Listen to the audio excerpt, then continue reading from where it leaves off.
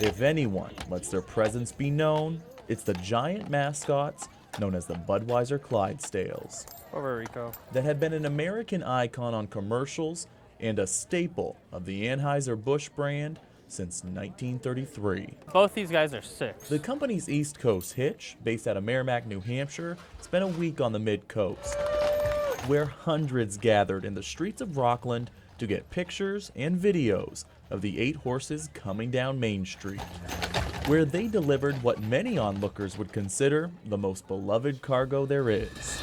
Lead driver Dave Thomas had the responsibility of maneuvering the horses through the streets of town. They're a big part of making it look so easy.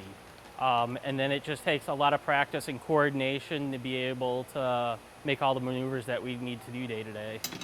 The hype of the horses pulling the wagon is just a small portion of the job. Now we're ready. Few ever get to see the hours of grooming and cleaning that goes into the horses that spend 10 months out of the year on the road. I think it's probably kind of relaxing for them. 7 handlers traveled with the team to Maine, including Mark Weber, who can do everything from reset a horseshoe to parade a mane. We usually have all 8 of them done within about 15 minutes. It's what he considers his dream job, that he's been lucky enough to have for the last 3 years after completing an internship with the East Coast Hitch. This one's done. I'm a farm kid from Iowa, and I've always said it's an awesome job if you like beer and love horses, and I happen to love beer and love horses, so it's an amazing job.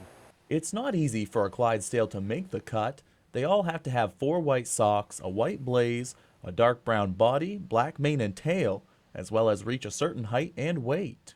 So to be on our hitch, they have to be a gelding first off. You need to stand at least 18 hands high and weigh 2,000 pounds.